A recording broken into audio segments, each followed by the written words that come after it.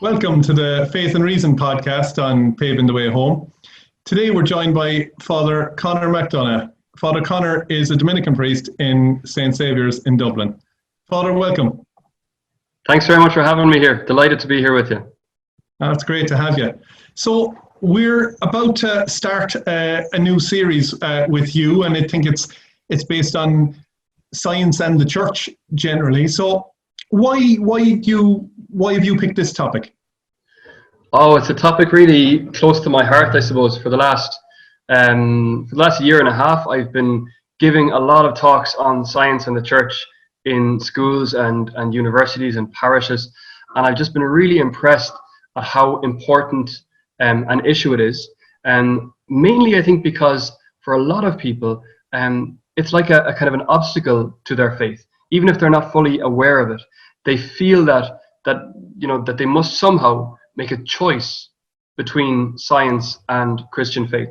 Especially for young people growing up, they feel this very, very strongly.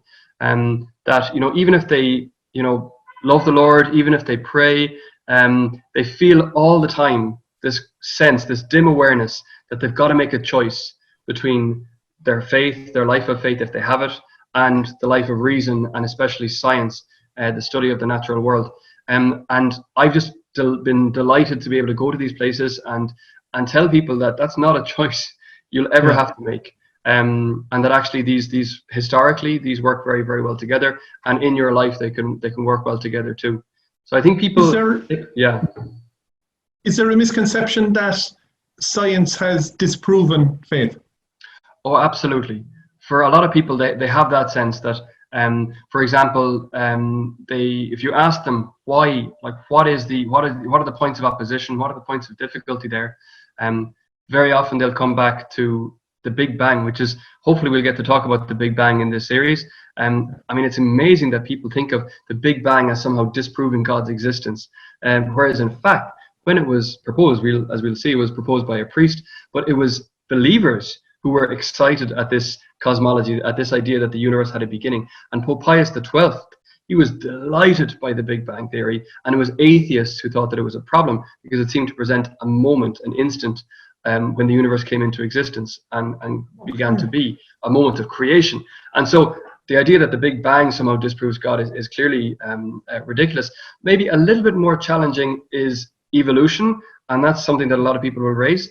And in order to understand, for example, how a Christian could accept some kind of theory of evolution, as well as believing in and loving the Bible as true, you've got to really understand how Christians read the Bible. And so maybe later on, again, we could talk about that in a bit more depth. But they're two of the main topics as well. People will mention things like Galileo, and they'll kind of presume that the Galileo affair, which is really unfortunate in a lot of ways, that the Galileo affair is just emblematic of the relationship as a whole.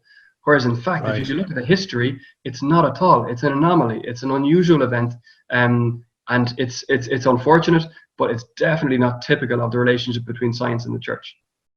Okay. And so your relationship with science, is that a love that's after happening from picking up a book recently because you were sitting around, or before your call to the priesthood? Is there a history of science there? Oh yeah. I mean, it was one of my first loves, So I grew up in a Catholic family, grew up going to Catholic schools, and obviously, study science as part of the Catholic school curriculum. And that's actually something that I think is worth noting, that the biggest educator in science in the world today, apart from states, is the Catholic Church. So just the idea of the Catholic school system is providing basic scientific education across the world. And so I was a beneficiary of that. And I really began to fall in love as a teenager, more and more to fall in love with science, especially physics and maths. I mean, I just loved the real elegant simplicity, the beauty of mathematics. And biology I found interesting too, and chemistry. And so when I was 16, I really loved my science, and I said to my physics teacher, I'd love to actually give this a go and apply to one of the best places in the world to study physics. To study natural sciences, which is kind of a general science degree, and you can specialize then. And so he helped me to apply to Cambridge. And then I got in somehow. I snuck in. I got in some quota or something. I'm not sure how. And I went when I was 17. I went and studied natural sciences in Cambridge, and just absolutely loved it. And so science was my world then. But all the time, my faith was growing. My personal faith was growing. I never really lost it. I always found that my interest in the created world and the study of the created world using reason grew with my relationship with God. They weren't in opposition. Right. Yeah. Okay. So so faith and reason, obviously, as we know, go hand in hand. But I think that, sometimes maybe there's the danger of falling into one group or the other. Absolutely. And they can lead each other astray. Yeah. And I suppose Thomas Aquinas had done huge work on that. And, Pope John Paul II with Fide Ratio, that was kind of highlighted, I suppose, how they do go hand in hand. Absolutely, yeah, and I mean that was just my personal experience. So I remember reading John Paul II talking about science in the church, and I just said, that's exactly how I've experienced it. Now there was tension. It's not to say that there was no tension, and some of my friends who didn't believe, they would put difficult questions to me, but even though it was I was experiencing these challenges, I never really felt that the two were in opposition. There's actually a really beautiful quotation that John Paul wrote in a message that he gave on the 300th anniversary of Isaac Newton's Principia Mathematica being published. There was a conference that was organized in the Vatican by the Vatican Observatory, which is again something we might talk about later on, just how the popes in history have supported science. But he wrote a letter to the director of the Vatican Observatory on that moment, and I might just read out briefly just a little phrase that he says: "Science can purify religion from error and superstition. Religion can purify science from idolatry and false absolutes. Each can draw the other into a wider world, a world in which both can flourish." And that's really, it's kind of surprising. I mean, I remember reading that to some of my friends who didn't believe, and they were surprised to hear that the Pope was saying that science had something to offer the church. Some kind of purification was possible, because there's a difference between faith and credulity. Credulity, just kind of believing everything without kind of using your reason. There's a difference between that and true faith. And true faith is open to the critique of reason as well. And I think that's what the Pope is saying there. Yeah, so if we break down the first part of that, science can purify religion from error and superstition, just there alone. Yeah. I suppose, a lot of people, a lot of comment out there, especially on, the internet, you get all these different comments, faith is for, it's a superstition, it's something that's for the immature, it's for the naive, it's for whatever. The crutch. And so it's kind of, so that science can purify religion from error and superstition. That I suppose is what kind of guides us then. It's reason pulls us back from just believing anything. Yeah, exactly. He's basically saying that there can be bad forms of religion and bad forms of belief. And of course, he's not saying that everybody has to be doing science and everybody has to be doing scientific text, reading scientific textbooks.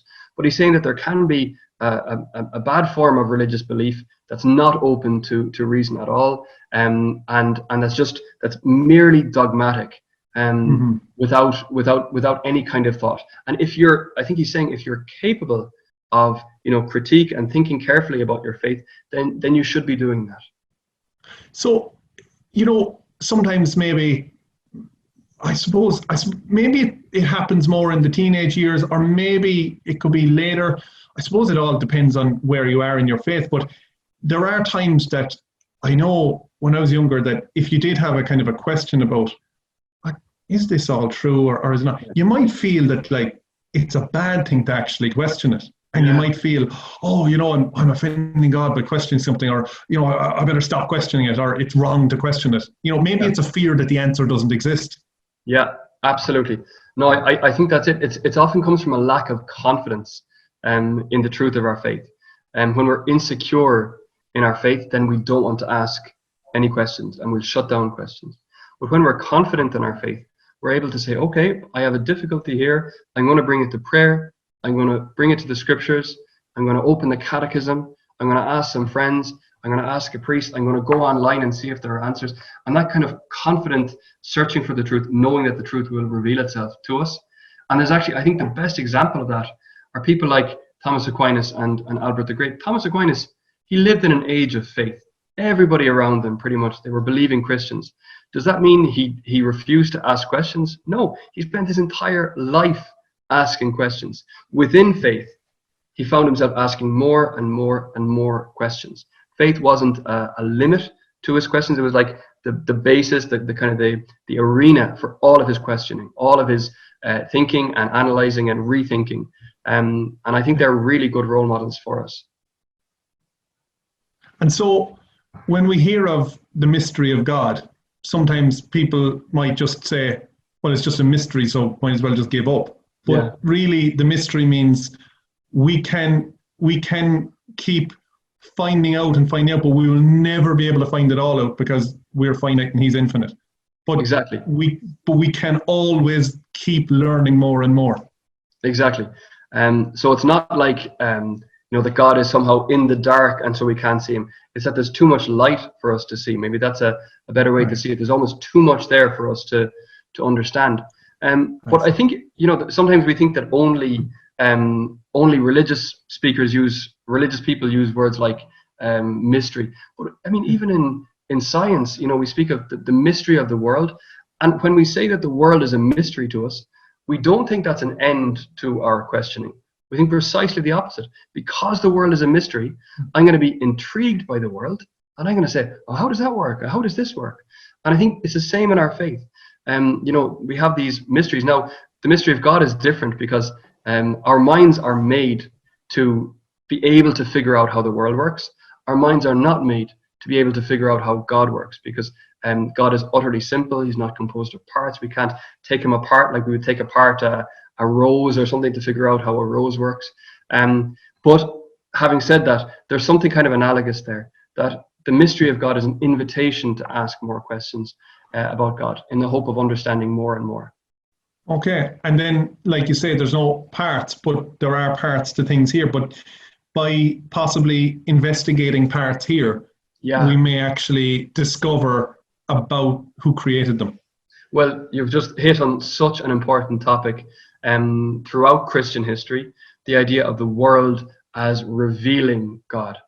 And it's there, I mean, already St. Paul, in the first chapter of his letter to the Romans, he talks about how the world reveals God to people, that we should know that God exists just by looking at the world around us. So we have no excuse to say that there's no God, he's saying, because just look at the world around you. I mean, it's just so evident.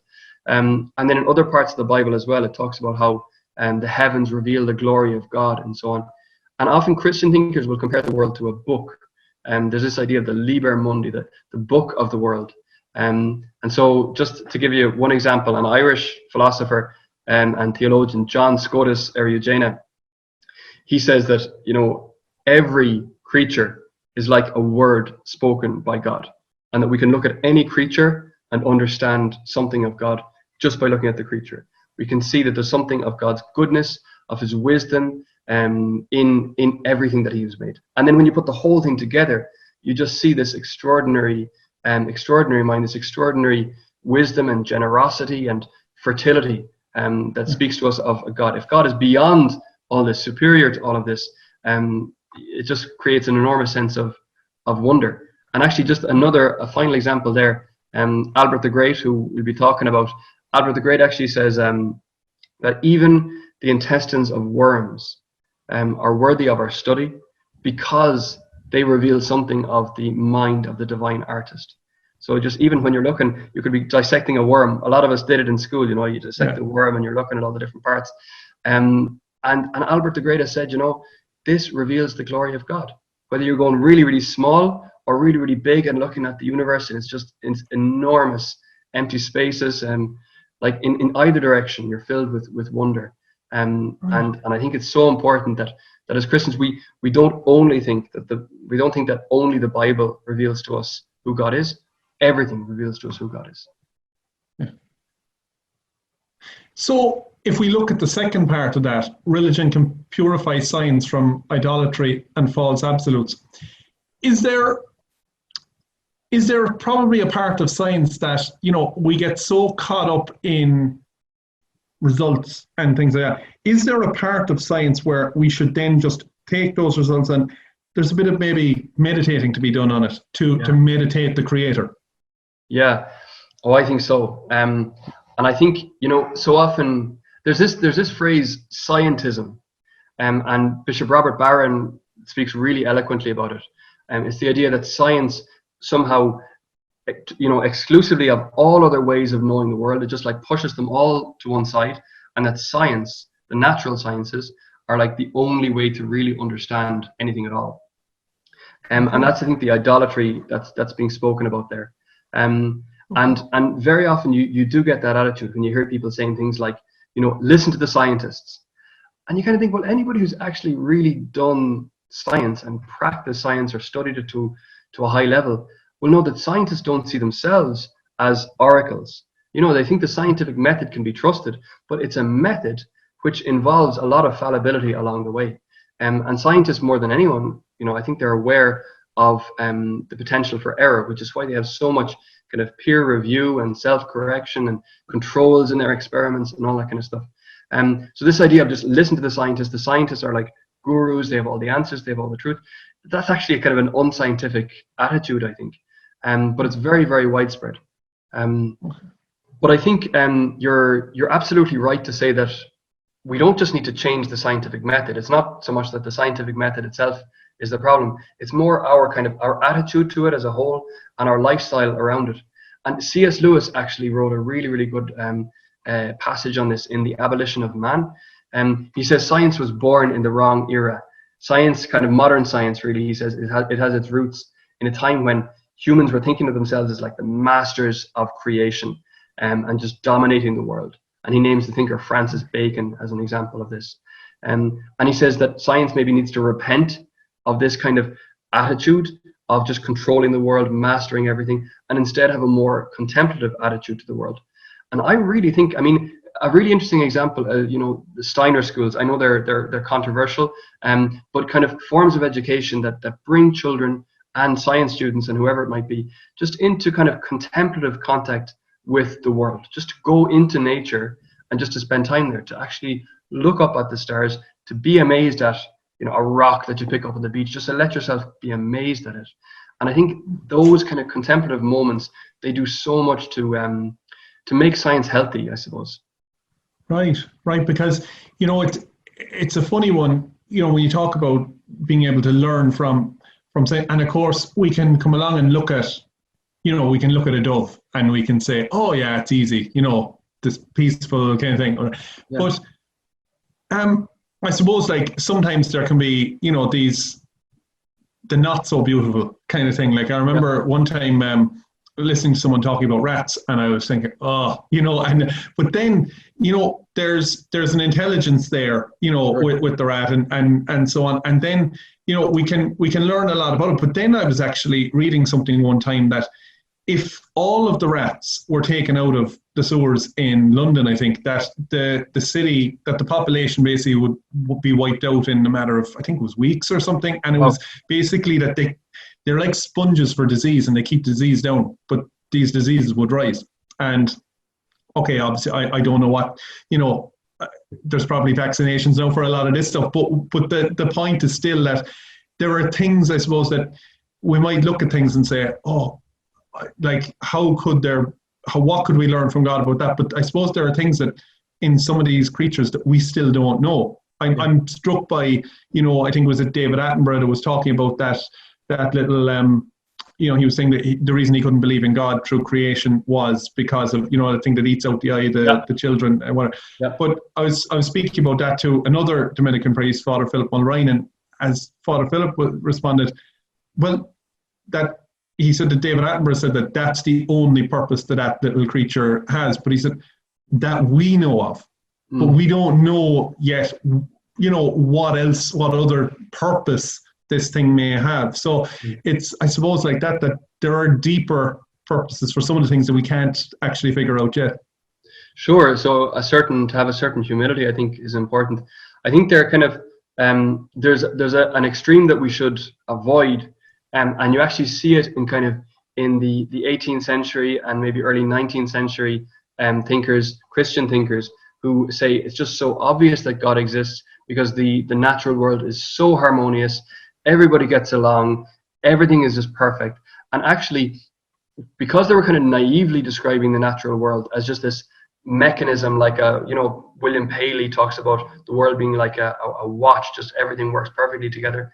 And because they presented this kind of naive perspective, when people find elements that don't fit or that seem more vicious or savage, people talk about nature red and tooth and claw, kind of things that are really just like going for each other.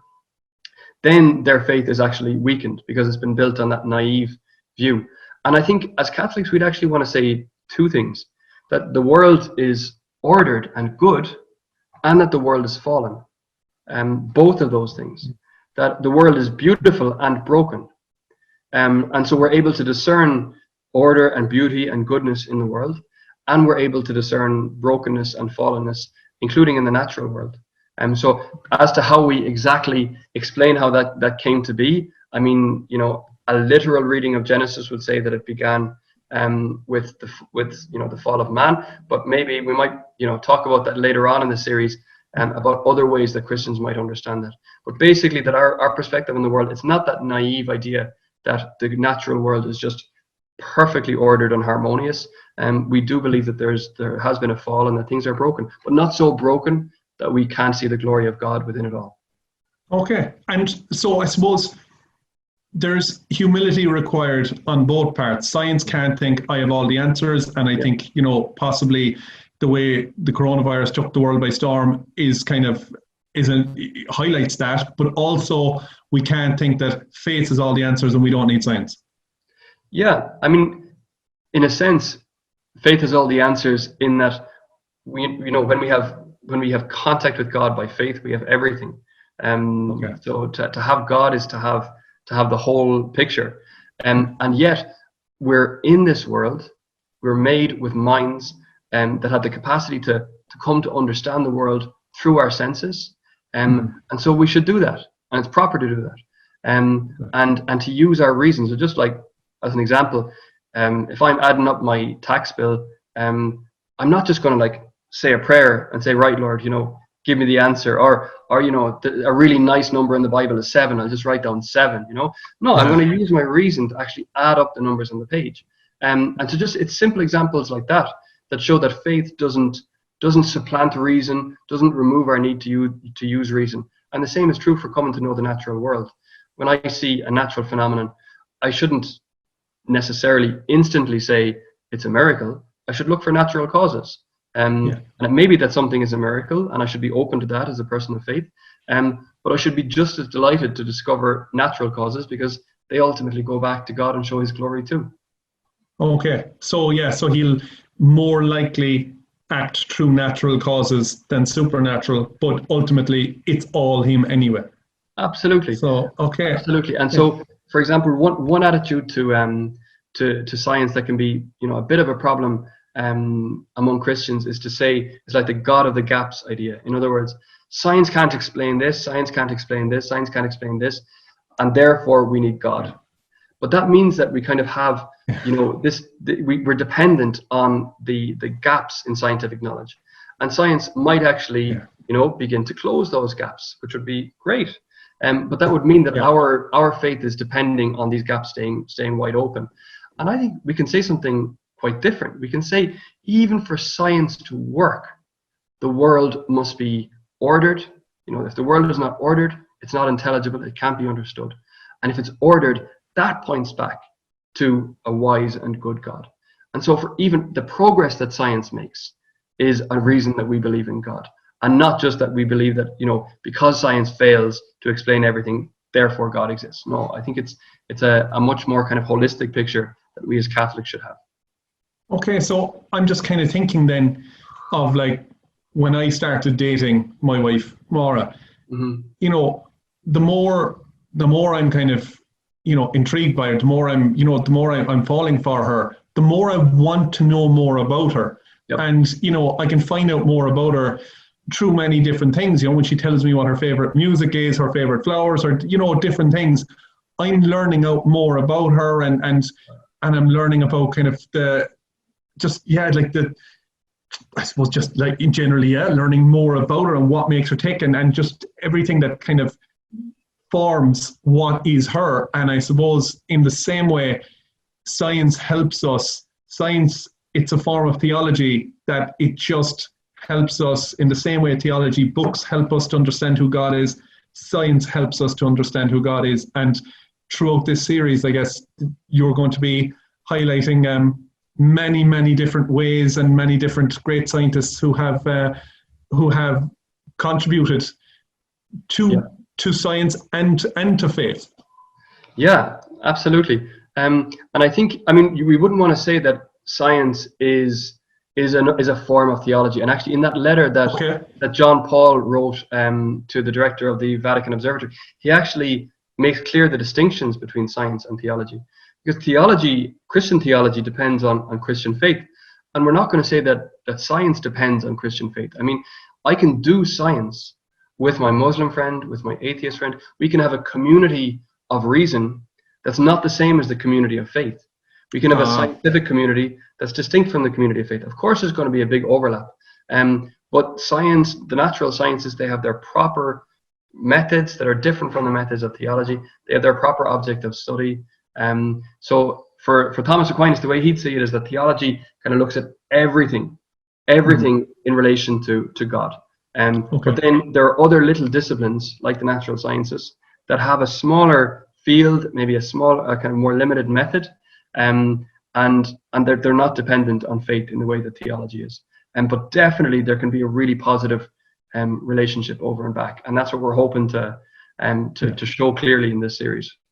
Oh, that's excellent. Yeah, because I suppose, you know, that there are many examples. We don't have to go into them, but there's many examples of unethical science doing unethical things. So I suppose that's an example, like you've just highlighted, actually, of where, yeah, that it's not always a form of theology. It can be, yeah. But then those unethical ways, can they be ways of maybe? Can those unethical ways be things that maybe, you know, maybe people of faith then can look at science and highlight these little areas and say, no, science and faith are enemies because of these areas? Yeah, I think that could be a problem. I think it would be an overreaction, because it's not inherent in science to perform, you know, unethical experiments. But definitely people of faith should be coming in and making their arguments if they find that you know, scientific experiments are being done in an unethical way, like experimenting on humans, developing humans, for example. But it's an interesting point, actually, and I think it's the best critique of the attitude of scientism is simply to say to people, well, does science, people who think that science tells you basically everything, you know, just listen to the scientists, does science tell you what is ethical to do and what's not ethical to do? It says nothing at all about that.